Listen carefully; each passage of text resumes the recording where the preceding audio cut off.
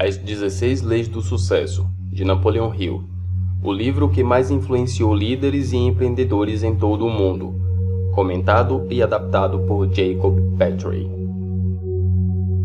Lição 9. Faça sempre mais do que o exigido. A lei. Ganha mais quem serve melhor. Se você quer conquistar a verdadeira riqueza, precisa criar valor para as outras pessoas. Essa é a chave. Seu sucesso sempre será proporcional à quantidade de valor que oferece com seu trabalho. Quanto mais valor você cria para os outros, mais valor sentirá em si mesmo e melhor será sua posição no mercado.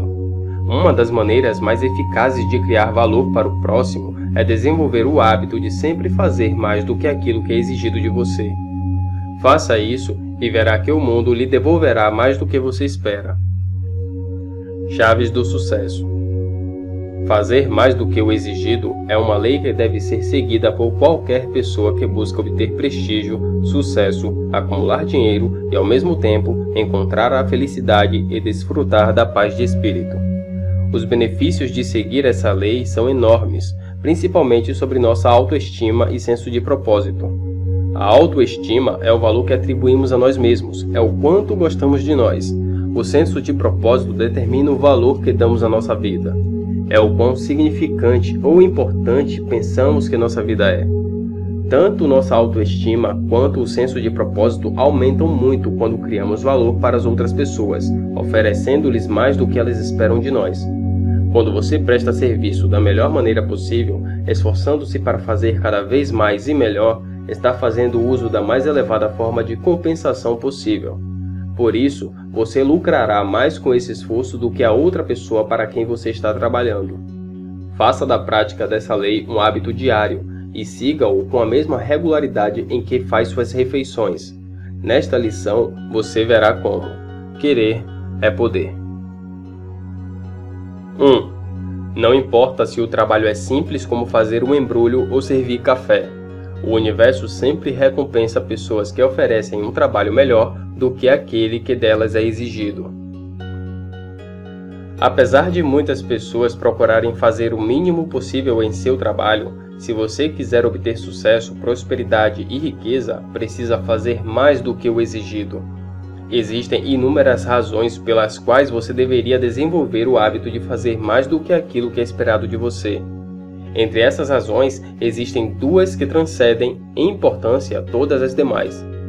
Primeira razão: ao estabelecer a reputação de alguém que sempre rende um serviço melhor do que é exigido, você se beneficiará em comparação com as pessoas à sua volta, que raramente seguem esse princípio. O contraste da sua atitude será tão notável que haverá pouca concorrência para seu trabalho, independentemente do tipo de trabalho em que estiver envolvido. Não importa se você é sacerdote, advogado, escritor, professor ou se ganha a vida limpando casas, você se tornará mais valioso e terá condições de obter uma recompensa maior pelo seu trabalho se percorrer 1 quilômetro extra e fizer um pouco mais do que esperado. Observe as lojas, restaurantes e comércios que você frequenta. Você vai mais naqueles que lhe oferecem menos do que é esperado deles ou naqueles que oferecem sempre um pouco mais? E quais você recomenda para seus amigos? Segunda razão. Suponha que você queira desenvolver braços fortes. O que faria? Sabemos que a única forma de desenvolver essa força muscular é usando os braços de forma intensa e constante, exigindo deles cada dia um pouco mais. Agora, suponha que, por ignorar as leis naturais que regem o desenvolvimento dos músculos, você acredite que, para tornar seu braço mais forte, precise amarrá-lo ao seu corpo, tirando-o de uso e mantendo-o imóvel em descanso. Inutilizar o braço traria força ou o atrofiaria enfraquecendo-o? Essa lei está evidente em todos os lugares. A árvore mais forte da floresta, por exemplo, não é aquela que está protegida do vento e escondida do sol, mas aquela que está exposta, que é forçada a usar sua força e resistência contra o vento, contra a chuva e contra os raios do sol. A mesma lei que se aplica à natureza se aplica a quem presta um serviço maior do que lhe é exigido. Uma das leis imutáveis da natureza é a seguinte: é por meio do esforço organizado que o poder e a força se desenvolvem. E o propósito desta lição é mostrar como cultivar essa lei para que ela possa ser útil a você na busca de seu sucesso. Repetindo, se criarmos o hábito de desenvolver mais serviço do que nos é solicitado, inevitavelmente nos destacaremos dos demais e seremos recompensados por isso. E se continuarmos seguindo essa lei, eventualmente desenvolveremos força suficiente para nos remover de qualquer trabalho indesejável, optando pela atividade que amamos e criando a vida que queremos. 2. O conhecimento se transforma em poder apenas por meio da organização e do uso que dele se faz. Olhe à sua volta. Que tipo de negócio está crescendo? Que empresas estão conquistando o mercado? As que tentam tirar o máximo dos seus clientes dando o mínimo em troca? Ou as que estão sempre tentando cativar os clientes, dando-lhes um pouco mais do que o esperado? Quais os profissionais que estão conseguindo os melhores postos e as maiores promoções? Aqueles que estão sempre se esquivando do trabalho? Ou os que estão sempre empenhados em fazer mais e melhor? A resposta parece óbvia, não é? E tem mais. O fato de que muitas pessoas estão oferecendo o mínimo de esforço possível em seu trabalho favorece todos aqueles que, como você, estão dispostos a fazer mais do que lhes é exigido. Na verdade, a lei que nos orienta a fazer sempre mais e melhor possibilita a qualquer pessoa definir sua própria renda sem que ninguém possa impedi-la disso. Tudo o que você precisa é de um pouco de sensibilidade para perceber a oportunidade e a iniciativa para, então, poder agir. Se alguém tentar impedir a ação dessa lei, isso não será um problema por muito tempo, porque o seu hábito de fazer mais e melhor será percebido por outras pessoas, que irão desejar essas vantagens. Entenda, a simples prática constante dessa lei por si só, em pouco tempo, o fará parecer um gigante entre pigmeus. A partir de hoje, comece a utilizá-la. Procure oportunidades para colocá-la em prática. Tire vantagem dela. Fortaleça-se com ela. E é claro, você pode sobreviver tranquilamente fazendo o mínimo possível, mas a sobrevivência é tudo que obterá. Então, quando as coisas apertarem, quando o mercado entrar em crise e o trabalho reduzir, o que em um momento ou outro vai acontecer, o seu serviço será um dos primeiros a serem descartados. E como se justificará então? Quem irá culpar ou responsabilizar pelo seu fracasso? O poder e a força sempre são resultado de um esforço organizado em torno de um propósito específico. 3. Ninguém pode prestar um serviço sem receber a recompensa do universo, assim como ninguém pode se recusar a prestar esse serviço sem perder essa recompensa. Se as vantagens de fazer mais do que é exigido de nós são tão óbvias, por que tão poucos fazem uso disso? Deixe-me responder da seguinte maneira. Em geral, quando pensamos em fazer mais do que aquilo pelo qual somos pagos, somos atormentados por uma estranha ideia de que estamos sendo passados para trás. Por algum motivo, pensamos que estamos pagando o pato, que estamos fazendo a parte do outro sem sermos remunerados por isso. Mas deixa eu lhe dizer mais uma vez, quando se trata de uma lei universal, é impossível que alguém seja logrado senão por si mesmo. Tem uma coisa que quero que você entenda. Há em todas as transações e negócios que fazemos uma terceira parte envolvida, que é invisível e silenciosa, mas poderosa. Essa terceira parte é a lei natural das coisas e ela sempre se encarrega de providenciar o justo cumprimento de todos os acordos, de modo que nenhuma atitude honesta ou desonesta fique sem sua recompensa ou punição. Se fizer sua parte, não se preocupe com a do outro, apenas espere. A lei natural das coisas cumprirá sua parte e terá o cuidado de pagar seu serviço múltiplas vezes, através de um princípio conhecido como a lei do retorno multiplicado. Veja como a lei do retorno multiplicado se aplica na natureza. Primeiro, o agricultor prepara cuidadosamente a terra. Em seguida, ele põe a semente no solo e a protege das ervas daninhas. Enquanto isso, aguarda que a natureza lhe devolva as sementes que ele plantou, mas com uma recompensa muito mais valiosa. Sem a lei do retorno multiplicado, o agricultor não sobreviveria, porque não obteria o suficiente para o sustento de sua família. Não haveria sentido em semear e cuidar da terra se ele não recebesse em troca muito mais do que plantou. Mesmo que, devido às circunstâncias naturais, a colheita não saia tão bem em um ano, o agricultor é beneficiado pela abundância do ano seguinte. Simples e seguro assim. E essa mesma lei se aplica em todos os demais setores da vida, ainda que poucas pessoas tenham aprendido essa verdade fundamental e a maneira como tirar vantagem dela. O ensaísta e poeta americano Ralph Waldo Emerson expressou isso da seguinte maneira: Causa e efeito, meios e fins, semente e fruto não podem ser separados, pois o efeito sempre aparece na causa, o fim preexiste nos meios e o fruto na semente. A lei da natureza é: esforce-se e terá poder, mas os que não se esforçarem não o terão. Ninguém poderá se tornar líder sem prestar mais serviço do que é sua obrigação, e ninguém poderá vencer na vida sem se tornar antes um líder na profissão escolhida. Marshall Field, empresário americano, foi um dos maiores comerciantes da sua época. Sua rede de lojas, a Marshall Fields, criada em 1852, foi uma marca reconhecida em todos os Estados Unidos, até ser incorporada pela Macy's em 2005. Conta-se que, certo dia, uma senhora comprou uma gola de renda muito cara na loja de Field. Por motivos pessoais, essa senhora nunca vestiu a peça. 2 anos depois de tê-la comprado, deu-a à sua sobrinha como presente de aniversário. A sobrinha não gostou da peça e foi até a loja de Marshall com o intuito de devolvê-la e pegar outra em troca. Apesar de já terem se passado 2 anos e a peça ter saído de moeda, Marshall não somente aceitou a troca, como a fez sem um único comentário negativo. Entenda, Marshall não tinha nenhuma obrigação moral ou legal de aceitar o produto, mas foi justamente esse fato, porém, que tornou essa transação tão importante. Inicialmente, a peça custava $50, e não parece um equívoco suspeitar que, após ser devolvida e a moça receber outro produto no mesmo valor, a gola de renda tenha ido diretamente na cesta de liquidações e vendida por um pequeno percentual desse valor. Diante desse fato, alguém facilmente poderia pensar que a loja saiu perdendo, mas ela não perdeu um único centavo. Ao contrário, lucrou tremendamente com a transação. Veja o porquê. A moça que retornou a peça sabia que a loja não tinha a obrigação de aceitá-la. Por isso, quando a loja aceitou a troca e foi tão cortês, ela não apenas se tornou uma cliente, como passou a contar o acontecido e a elogiar a atitude para todas as pessoas de sua rede de relações.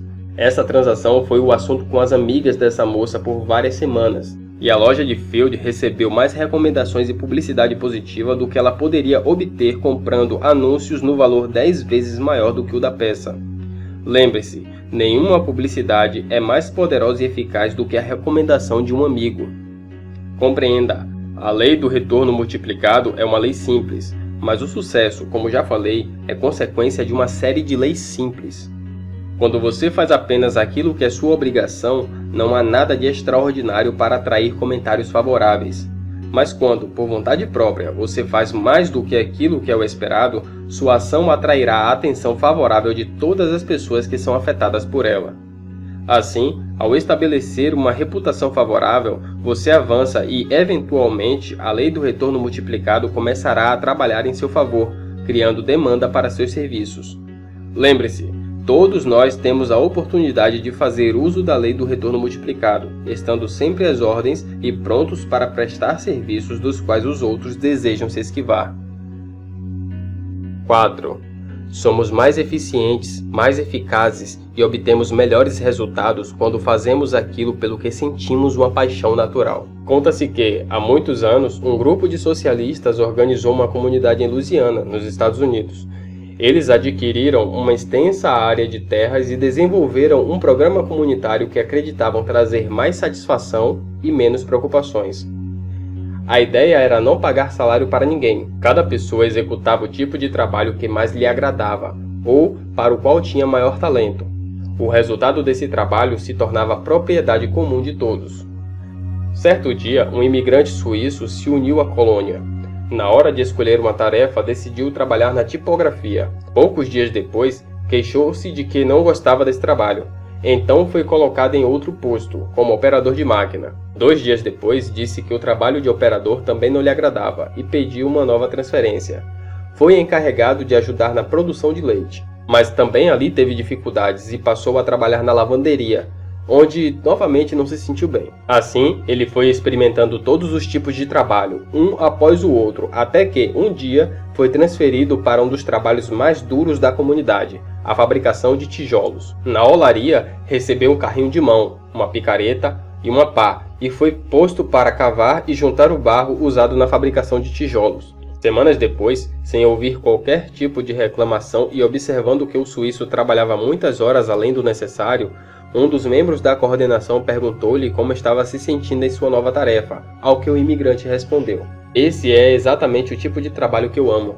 Parece estranho que alguém possa escolher entre inúmeros tipos de trabalho o de cavar e carregar barro, não parece?" Contudo, esse imigrante suíço se sentia plenamente satisfeito, porque era essa a atividade que mais se adaptava à sua natureza. Ele trabalhava sozinho, não precisava pensar, exercia grande esforço físico e não acumulava grande responsabilidade, e isso era justamente o que lhe dava maior satisfação. Há trabalhos dos quais não gostamos, outros dos quais gostamos moderadamente, mas há para todos nós uma ou mais atividades pelas quais nutrimos verdadeira paixão. Pessoas de sucesso, felizes e de bem com a vida, geralmente são apaixonadas por aquilo que fazem. Somos mais eficientes, mais rápidos e obtemos melhores resultados quando estamos empenhados em um trabalho pelo qual sentimos paixão. O trabalho que se faz exclusivamente com a finalidade de ganhar a vida raras vezes é um exercício com amor. Na maioria delas é o contrário. Ele é desagradável, frustrante e até mesmo detestado. A atividade que desperta ódio e aborrecimento logo nos enjoa e se torna cansativa. Por outro lado, quando nos ocupamos de uma atividade que nos causa prazer, trabalhamos durante longas horas sem ficarmos enjoados e cansados. Quando fazemos o que amamos, não sentimos dificuldades em fazer mais do que a nossa obrigação. Por essa razão, todos deveríamos ter o cuidado de construir nossa carreira no ramo que mais nos agrada. A pessoa que observar essa regra tem uma dupla recompensa. A primeira é a tendência natural de ser melhor remunerado do que a pessoa que não ama o que faz. A segunda é experimentar o contentamento íntimo do prazer pelo que faz, o que aquele que não trabalha no que ama jamais conhecerá. Na verdade, se não recebermos outra recompensa pelo nosso trabalho além daquela que consta no contra-cheque, a remuneração será insuficiente, seja qual for o montante que recebermos. Então considere isso. O status da atividade que exercemos não é o mais importante. O que realmente importa é se amamos verdadeiramente aquilo que fazemos. E a razão para isso é que, quando estamos envolvidos com uma atividade pela qual temos paixão, não sentimos dificuldade em fazer mais do que nos é exigido, indo além das nossas obrigações e assim sendo compensados pela lei do retorno multiplicado.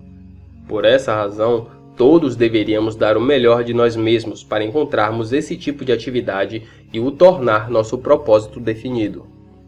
Será muito mais fácil fazer mais do que o exigido se tivermos paixão pelo nosso trabalho. 5. Sucesso não é sinônimo de dinheiro, mas de realização pessoal. Confundimos as duas coisas porque a realização pessoal frequentemente é recompensada com prosperidade financeira. Os dois maiores obstáculos que impedem que nos dediquemos ao trabalho que amamos são a busca de resultados financeiros e a opinião da família e dos amigos. Nem sempre o trabalho pelo qual sentimos mais amor é o mais lucrativo. Muitas vezes parece que não temos escolha. A necessidade fala mais alto e o trabalho pelo qual temos maior inclinação parece não trazer a melhor remuneração.